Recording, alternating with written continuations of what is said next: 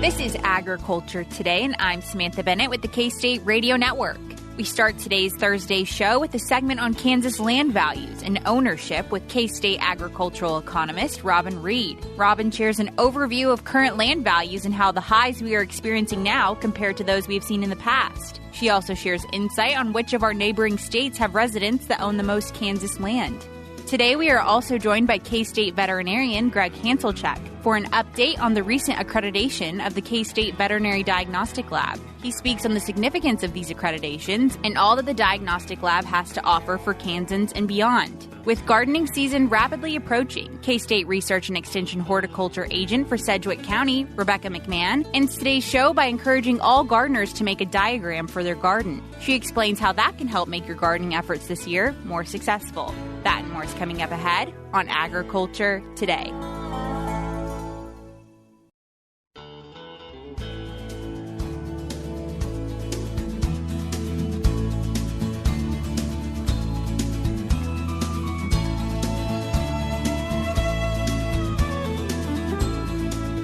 This is Agriculture Today. We are joined now by Reid. She is our K-State agricultural economist. Today she's joining us to talk about Kansas land values, which I know is a hot button issue for a lot of folks. This is a huge investment, like we were talking beforehand, Robin, that people get worried about when economic troubles come into question.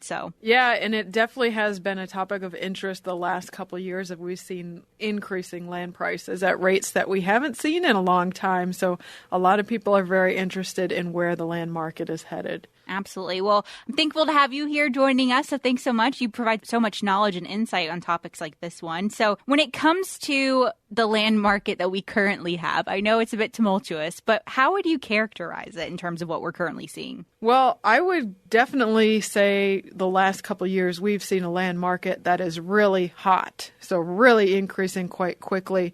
When we look at more long-term trends, what we see is typically our net farm income, profitability of the farms would be driving our land rental rates.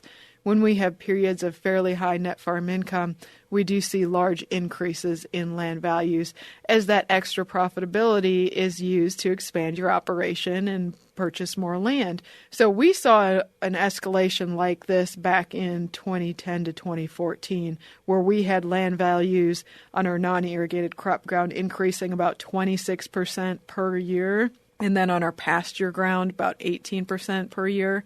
And that happened again for a 4-year time period between 2010 and 2014.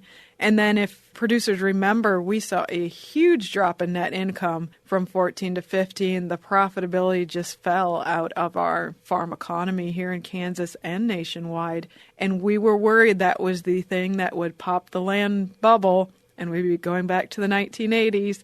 And that didn't happen. It held quite steady during that time frame.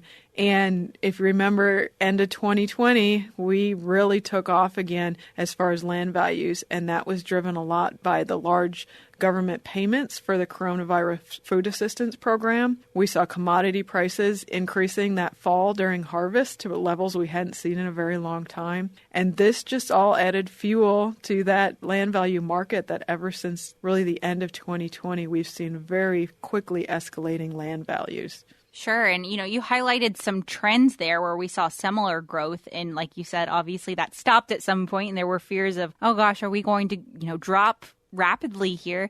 And that didn't happen in that case. And I think we have similar concerns now with some of the issues we're facing, whether that's, input prices being extremely high like we've seen, or uncertainty in different markets, or drought in our case here in Kansas. So do you think that we'll see a similar trend? So that's the big question right now. And, all of those things that you talked about are uncertainties that we're looking at net farm income and where that's going to be, right now, 2023, and really looking back to 2022 even, we don't have those numbers from the Kansas Farm Management Association yet to really know where that barometer's at. But 2021 was really high profitability, historically high. 2022, we anticipate being pretty good. There's a lot of concern out there of 2023 and beyond what our net farm income or profitability of our Kansas farms will be at. And that is a little bit worrisome of what that'll do to land values. To give you a recent picture and where I kind of tee up where I think land values are heading, the last 2 years, we've seen increases 25 in the data that I'm looking at, 30% increase from 2022 versus 2021. There's nothing sustainable about a growth rate that quick. And especially as we're seeing a pullback in that net farm income because of the drought, because of lower commodity prices, higher input costs. I do think land values are going to start cooling off. I don't want anybody to think that I'm quoting they're going to go down at all, because I don't see that this year. Depending on what happens, I don't really anticipate that next year either. But I think we're going to start growing at a more reasonable, slower pace than what we've seen here in the last couple of years, and where I would say it needs to be rather than where it has been. Sure. So more of a stabilization of this land market opposed to kind of the abnormal growth we've seen the last several years. That's what I would anticipate. You know, there's always shocks to the system that could happen. We are really dealing with extreme drought in a lot of areas of Kansas still. And so that definitely concerns me as a factor that wouldn't normally be there. So we have yet to see, I guess, but most of what I've been hearing right now are that land values are still pretty strong, but not seeing the record sales that we've had. I think the drought has been obviously a regional thing that's been affected, but I think it's fair to say Kansas has been the worst hit out of most of our states that neighbor us. So has that affected how our land values compare maybe to some neighbors or, you know, differences across the country even? Well, that's an interesting question. So when we saw the values that the National Ag Statistics Service put out last year compared to 2021, Kansas had the highest increase in land values than any surrounding state and really any of the U.S. Kansas ground obviously is valued less than Iowa, Illinois, or, you know, some of those states, but we increased more on a percentage basis than those other states did. So I do think this coming year we may even that out a little bit, and especially like you said, due to the drought. You know, we have a very good crop insurance program these days that supports farmers when we have these big catastrophic drought and different events. So that is helping stabilize land values. But the surveys are being done right now, and we will see this coming August, how our values compare to the other states right now. Absolutely. Yeah. So a lot still to come on where we currently stand, and we'll find that out, like you said, August. So that'll be interesting to see those numbers when they arise. And something else I figured we could talk about today that's still in this Kansas land topic, maybe not values per se, but ownership, I feel like, is a huge question. I think there's a lot of absentee ownership that goes on today, more than many might think. And is that an issue we're kind of facing here in Kansas? Yeah, so that's something, as I started looking at land values 4 or 5 years ago, really caught my attention is how much does, let's just say, investors, people that are not directly connected to agriculture, how does that affect our Kansas agricultural land market? And what we've really seen in the last few years is a lot of investment for hunting purposes across the state. There's people from outside of Kansas that want to purchase a piece of ground as an investment property, but also to have hunting property here in Kansas.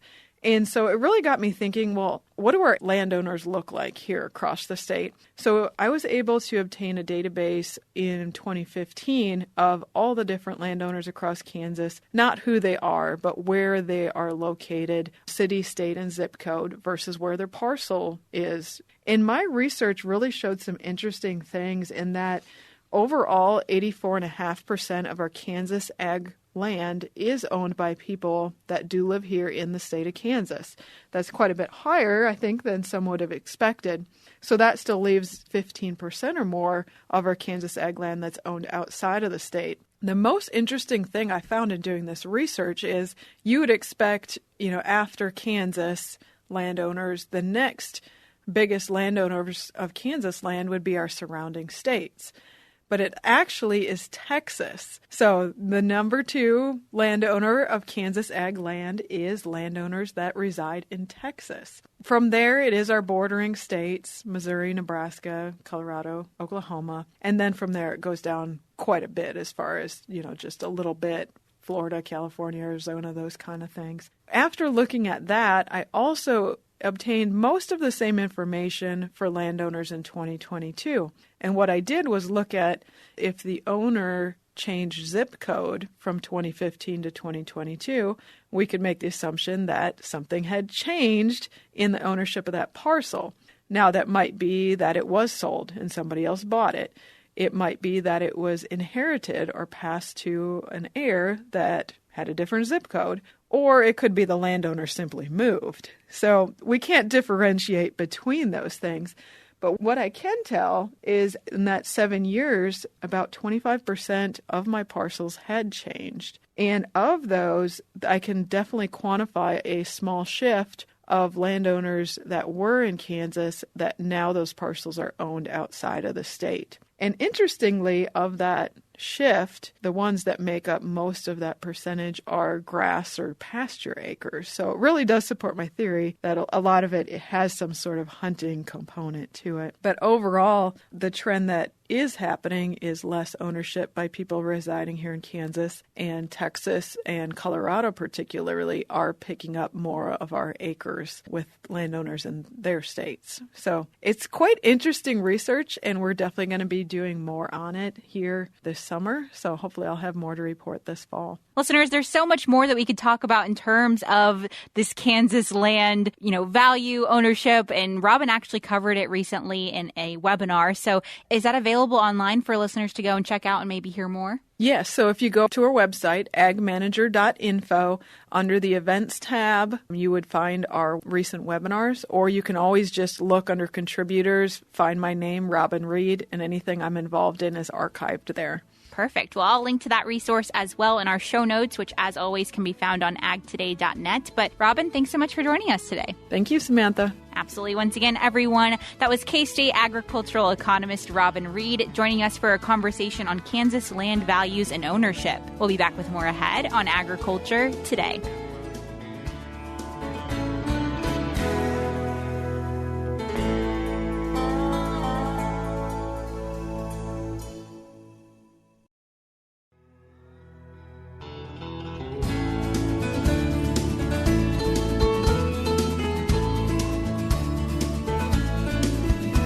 This is Agriculture Today. We are joined now by Gregg Hanzlicek. He is our K-State veterinarian here at our diagnostic labs here in Manhattan at our vet school. And he's joining us today to talk about some recent accreditations that the vet school received yet again. It's a very exciting thing for their lab, and it just goes to show the quality of the work that they do here in Manhattan. So, Gregg, thanks for joining us today. My pleasure. So, like I said, some recent accreditations that were updated through the American Association of Veterinary Laboratory Diagnosticians, otherwise known as AAVLD, which might be easier for us to say, as well as the National Animal Health Laboratory Network, otherwise known as NALM, I believe is what you referred to it as earlier. Exactly right. You got them both right. Wonderful. So these accreditations that we're talking about today, let's talk through really what they mean and why it's important on a diagnostic scale for our labs here at K-State. Okay, perfect. So the AAVLD is an organization that was started back in the 50s, and it's got over 1,200 members,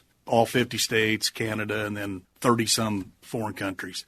And these are people that are experts in veterinary diagnostics. And the purpose of the accreditation is to make sure that laboratories are providing accurate and reliable tests all the time. And that's where this accreditation thing started. Absolutely. So the accuracy there, obviously really important when we have veterinarians from across our state. We're the only one of these labs in our state in Kansas that are sending in these tests, and they need reliable results in a timely manner, right? Exactly. So, yeah, we're the only accredited laboratory in Kansas, and our clients come from all 50 states and about 48 foreign countries. Wow. And so we've got a lot of people that depend on the results. And like you say, both veterinarians and animal owners, the results need to be accurate, and they need to be provided in a very timely manner. And so, yeah, that's part of this accreditation to make sure that we can provide those kind of things to our clients. Sure. And these accreditation processes, they're on a 5-year cycle. Is that right? A maximum of 5. You have to be accredited a maximum of every 5 years, and sometimes it's going to be less. There was actually a year skipped in there because of COVID, because these are on-site audits by third-party auditors who are trained on inspecting laboratories, looking at SOPs, looking at our technique, make sure our techniques are appropriate, looking at our equipment. Do we maintain our equipment the way we should? And so, yeah, it's every 5 years. This time we had 3 auditors that came in, and they spent 3 days, and they went through every one of our sections, and it's a very intense accreditation and scrutiny to make sure that we're doing things correctly. Absolutely. And not just any lab can take place in these accreditations, right? You have to have so many of the ologies, as we like to say, that are, able to be diagnosed in your facility. So what does that all include? Yeah, so you have to have a necrop. You have to be able to provide, and we're talking 24/7 basically, necropsy, histology, bacteriology, and virology. And so we do all of those. And then we've got, that's 5. We would have 8 other sections. So we've got next-gen sequencing, molecular toxicology. We just keep going on and on. So that's the minimum. Some other things that you have to have is that you have to have the facilities to handle the testing the way that it should be. There's requirements on who can be hired in certain positions and have that kind of background in order to be part of this accreditation process. Absolutely. I'm sure lots of training obviously goes involved, especially with those SOPs, like you said, maintaining those, making sure everybody's up to date with the latest protocols. Very important. Absolutely. And on top of the every 5-year inspection, we're required by the AVLD to do internal audits. And so, for instance, we'll have the technicians, the experts in serology, they will go over into virology. And they will do an inspection. They'll do an accreditation to make sure that we're not in between the 5 years. And we do this at least yearly, if not twice a year, to make sure that we're not skipping, taking corners, or doing those kind of things. So, yeah. Great protocol so you don't get too comfortable with your situation anytime you're doing diagnostics at this high of a level. That's so important. Absolutely. Making sure that, again, that our tests are accurate and reliable. And I figured we could take a moment to brag on our lab here at K-State. I know that makes you guys uncomfortable sometimes talking about yourselves in a positive way, but our lab here really offers so many amazing resources to Kansans and, like you said, even beyond. We'll start with kind of highlighting that you guys were one of 18 labs in the nation that provided human COVID testing. Walk us through that. What did that look like? Well, that's exactly right. And we were actually one of the few that actually was validated both animal and human testing. So during those 2 years of COVID, we performed over 60,000 human COVID samples through our laboratory. And that took, again, an outside entity to send us samples to make sure that we were providing the correct results to the human side of medicine. It took a lot of training. It took a lot of we had to move a lot of equipment around. We had to go into specialized laboratories with different biosecurity. It was a huge issue, and it took us several months to actually get to the point where we were sanctioned to actually provide the human COVID testing. Incredible. And I think the day-to-day probably prepared you all well for that, because every day you all offer 500 different tests, and that's across 48 species, right? That's exactly right. Yeah, 500 different test types, 500,000, about that many tests per year, individual tests. And again, from clients in all 50 states and 40-some foreign countries, but all those species too, 40-some species.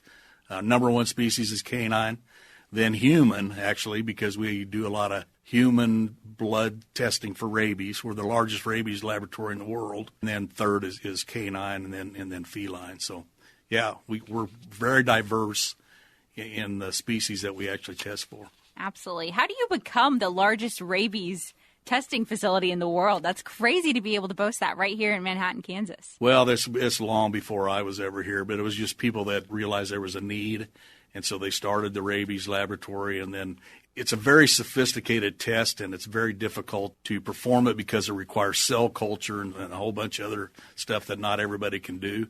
And it just grew because the need for it grew across the world. So that's where we're at. Absolutely. Still, obviously, something we deal with to this day, having to test for rabies and check titers and things of that nature. Yep, and for animals that people want to take to other countries, a lot of countries are requiring that those animals be checked, their titers checked for rabies and those kind of things. So that's kind of what we do a lot of. Absolutely. And one last bragging point I figured we could talk about today before we wrap things up is you all at the vet school in this lab, you have your own research and development section. That's pretty unique. Yeah, I think it is. I think it's very unique. I'm not sure there's any other laboratory in North America that has this, but out of our 13 sections, one of them is what we call the molecular research and development section. And all they do some service, but their primary role is to look to see what tests that nobody can offer that we can develop, or they even look at tests and say, you know what, we can improve on this test.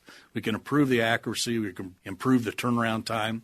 And so that's what they spend their time doing. So it's very cool, some of the things they come up with, and it's very unique. Yeah. And if listeners are tuning in and maybe they're not familiar with their listening and they're like, I had no idea this was all offered at our very own vet school here in Manhattan, Kansas, where can they maybe learn more about all of the resources that you all provide? We've got a really good website that covers just about everything. And so just www.ksvdl.org, or just call the diagnostic laboratory, 866-512-5650. And talk to any of us. We'd be happy to talk about the laboratory. Wonderful. And, something else I just thought of is what an opportunity vet students have when they come to K-State, too, and working in conjunction with this lab in some ways, right? Absolutely. And then it's all 4 years that they're going to be involved with our diagnostics and everything. And then as a senior, they go through one of the longest rotations as a senior. It's 3 weeks through our pathology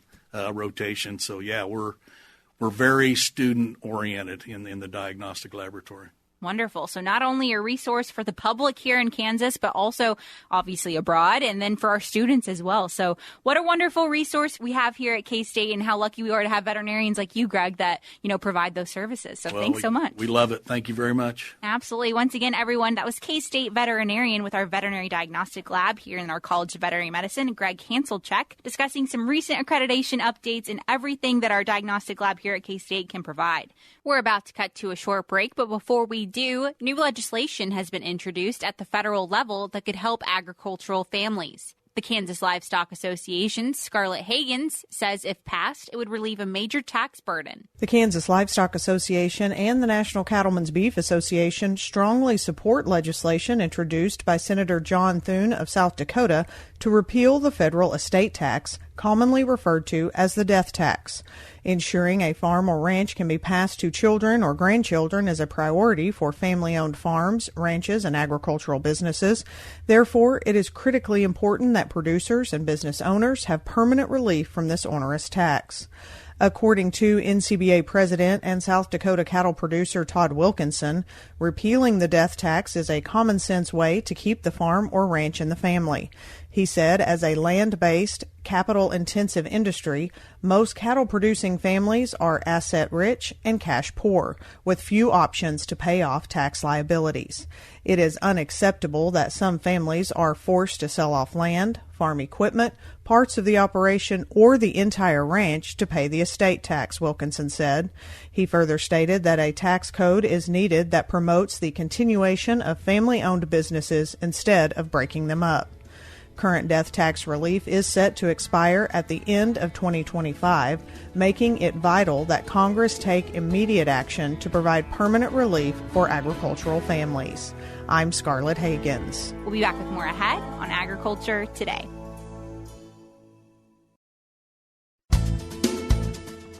This is Agriculture Today. Along with Samantha Bennett, I'm Jeff Wickman. Gardening season in Kansas is gearing up, and before doing any planting, K-State Research and Extension Horticulture Agent for Sedgwick County, Rebecca McMahon, one of the authors of the newly updated Kansas Garden Guide, recommends that all gardeners draw a diagram of their garden space and actually plan the garden. Having that map can be really helpful when you're starting to make those decisions about what should I plant, how many plants do I need to purchase, how many seeds do I need to purchase, and do I really truly have space for all the things that I want to have in my garden this year. For me personally, when I'm creating a garden map, I like to use the computer, but you don't have to. You can just sketch it out on paper if you prefer, or you can kind of make a layout of your garden that you can use every year. Then you can go in and sketch what you want your garden layout to look like. Once you have your basic map, then you're going to want to start putting your plants into your garden. Often, if you are going to have a more complicated or complex garden where you have early spring plantings followed by summer plantings and maybe even followed by fall plantings, you're going to want to possibly have two different planting plans. What I find helpful is once I start to develop my garden plan, I want to have a list of all the plants I hope to have in my garden, the variety if I know it, and then from there, I'm going to write down when I expect to plant that particular crop. Once you've got that done, the next step is going to be to refer to the vegetable crop information table in the garden guide and figure out the correct spacings for your plants. So for instance, if you're trying to figure out how much space should I allow for my tomato plants, you're going to look down that column and you're going to find the recommended spacing range for tomato plants. When you're looking at the spacing information, it says spacing within the row. So if I'm planting a row of tomatoes, even if I'm in a raised bed and you're like, I'm only planting 2 tomato plants, that's not really a row. Well, it's still kind of a row. So we're going to space those out. And when it says spacing within the row, what it is actually telling you is the distance from the stem of one tomato plant to the stem of the next tomato plant. There's another column that is called the between row spacing. So this is the average spacing between the rows. If you have a larger garden that is an in-ground garden and you have walking paths or things like that between your planting rows, that column is going to tell you how much space you need to allow between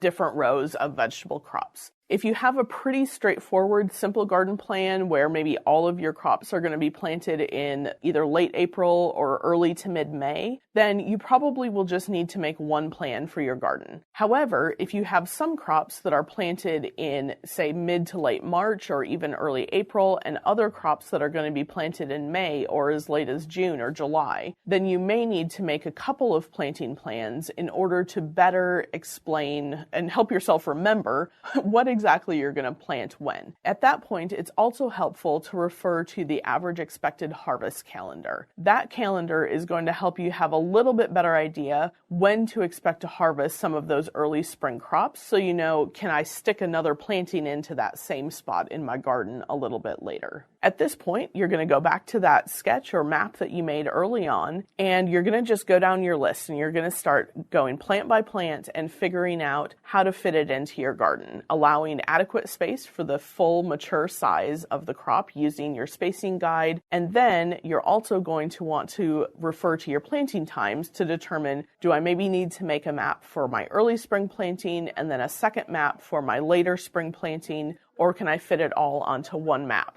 One of the things when I'm making a map of a garden that I find really helpful is when I'm plotting out larger plants into the garden map, things like tomatoes or peppers, broccoli, plants that are going to take a lot bigger space in the garden. I draw a big circle for each of those plants so that I am remembering how much space those plants are going to take at maturity. If I'm growing things that are a lot smaller, things like onions or radishes, carrots that are often in a thicker row, I'm not going to draw a square or a circle for every single tiny little plant. Usually I'm going to just mark out the row and make sure I allow enough space for the mature size of the plants in that row. But rather than marking each plant, I like to just mark where my row is going to be. That's Rebecca McMahon, K-State Research and Extension Horticulture Agent for Sedgwick County, with information from the updated Kansas Garden Guide on planning a garden.